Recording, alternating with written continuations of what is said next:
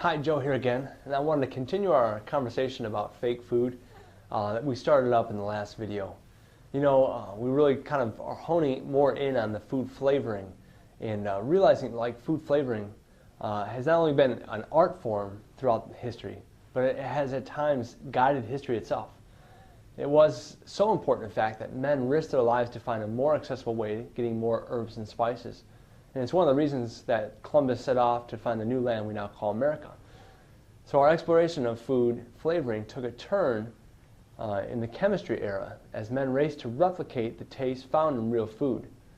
Since then, we've been seeking ways to make food flavoring cheaper and more predictable so it would work well with our other processed food ingredients that were cheap and had a long shelf life.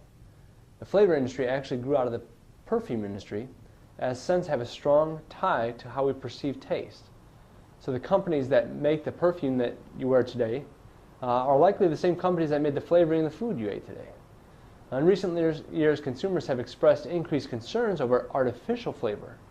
Because of the fear of unknown long-term health effects of artificial flavors, people have demanded flavors from all natural sources. One of the problems here is that natural flavoring doesn't generally mean what people think it means. Originally, natural flavors came from sources we could identify, like lemon flavor came from lemons. Now the production of natural flavors relies heavily on the same chemicals as artificial flavors, except that they come from so-called natural sources. Even so-called natural sources keep you guessing at what's really in them. Natural flavors don't have to undergo natural processing to qualify for natural. It's just as long as the chemical came from a natural source. They can still use dangerous solvents and genetically modified fillers. It's all hidden behind proprietary process this and secret ingredient that. And I can understand, to some extent that companies need to keep their secrets, but I want to know what is going into my body and where it came from.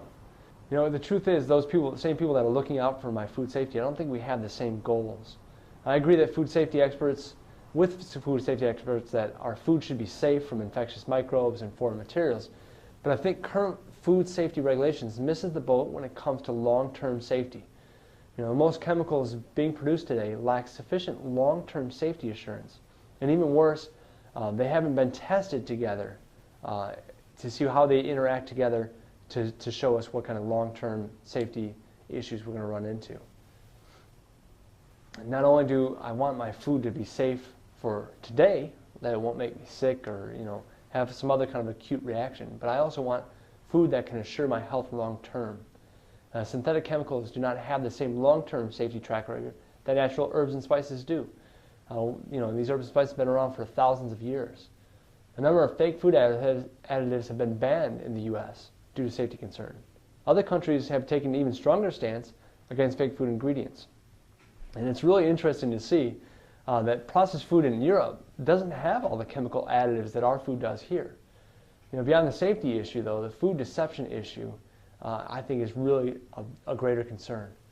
These chemicals are added to food imposters to make us think that we are eating real food. These food imposters stand in the way of real health. Ingredients like refined flour and sugar and processed oils are stripped of their nutrients along with their flavor. This leaves us with a lifeless, bland, calorie-rich, food-like substance.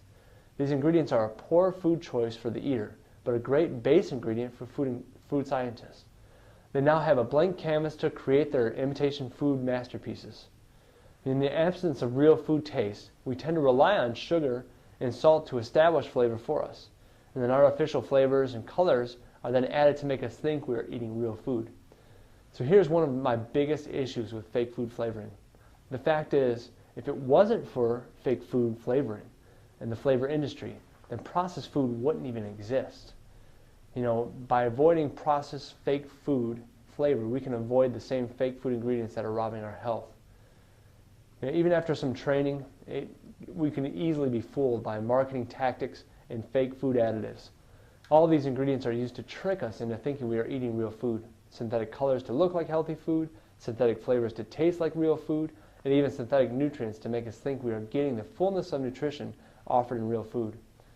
Add in some crafty marketing, and fake food will give us a warm, fuzzy, real food feeling. Another benefit of avoiding these fake food additives that we haven't even covered yet is the fact that the possibility of you enjoy real food and real taste. to stop trying to trick our taste buds with chemicals that have no depth and fullness compared to the real thing. Food has numerous components that contribute to their flavors that are accompanied by all the nutrients needed to enjoy real life. It's a sad thing when we take one of our most enjoyable pastimes and reduce it to a synthetic experience with no depth and little life-giving quality. It's time to retrain our taste buds to crave real food. To do that, we need to rely less on artificial flavors, sugars, fats, and salts, and relearn how to use real herbs and spices to flavor our food. We want to keep this conversation going, so keep an eye out for the next video. And we're going to talk more about how to use herbs and spices and what benefits they bring to your health and your taste buds.